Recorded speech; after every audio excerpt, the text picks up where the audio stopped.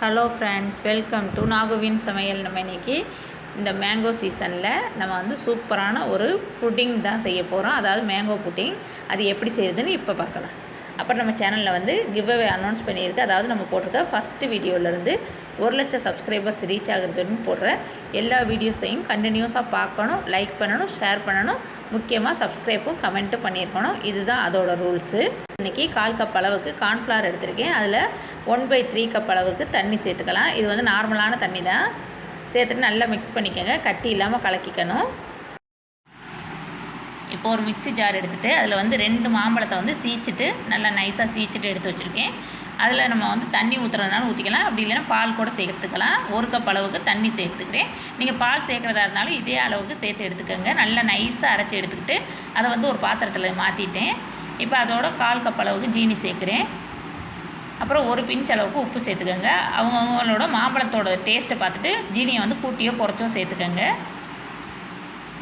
இந்த மாதிரி தண்ணி வந்து இந்த அளவுக்கு இருந்தால் போதுமானது. இப்போ இது அடுப்பில் வச்சுட்டு நல்லா நம்ம வந்து கிண்டணும்.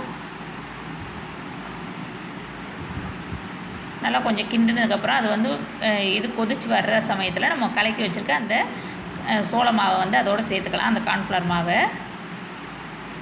நல்லா கலக்கிட்டு சேர்த்துக்கோங்க, ஏன்னா அடியில் போய் தங்கியிருக்கும். அதை சேர்த்துட்டும் நல்லா கைவிடாமல் கிண்டிக்கோங்க. நல்லா கொஞ்சம் கெட்டியாக வந்துடும் கொஞ்சம் நேரத்துலேயே. இந்த அளவுக்கு வந்தோடனே நம்ம வந்து அடுப்புலேருந்து இறக்கிடலாம்.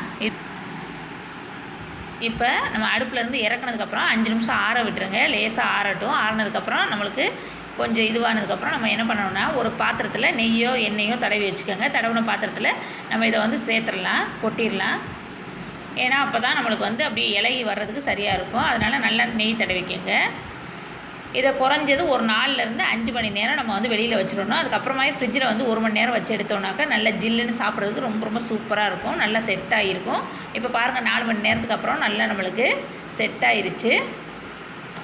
இப்போ ஓரமெல்லாம் எடுத்துகிட்டு வரும் பாருங்கள், எடுத்து காமிக்கிறேன். அப்படி கை வச்சு எடுத்தாலே அழகாக விட்டுட்டு வந்துடும்.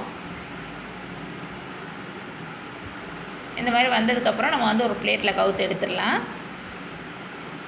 இப்போ இது நல்லா செட் ஆகிடுச்சு பாருங்கள். நான் வந்து இன்றைக்கி அந்தளவுக்கு ஃப்ரிட்ஜில் வந்து வைக்கலை, கொஞ்சம் தான் வச்சேன், கொஞ்சம் நேரம் தான் வச்சேன். நீங்கள் இன்னும் ஃப்ரிட்ஜில் வச்சிங்கனாக்கா இன்னும் நம்மளுக்கு வந்து நல்லா செட் ஆகிருக்கும். அப்படியே அழகாக ஜெல்லி மாதிரி ஆடுது பாருங்கள். ரொம்ப ரொம்ப சூப்பராக ரெடி ஆகிடுச்சு நம்மளுக்கு வந்து புட்டிங் வந்து.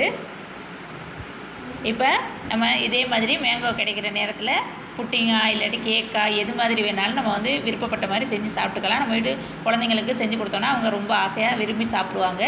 இந்த மேங்கோ புட்டிங் வந்து எல்லாருக்கும் பிடிச்சிருக்குன்னு நினைக்கிறேன். பிடிச்சிச்சின்னா லைக் பண்ணுங்கள், ஷேர் பண்ணுங்கள், சப்ஸ்கிரைப் பண்ணுங்கள், கூடவே இருக்கிற பெல் ஐக்கானை கிளிக் பண்ணுங்கள். தேங்க்யூ.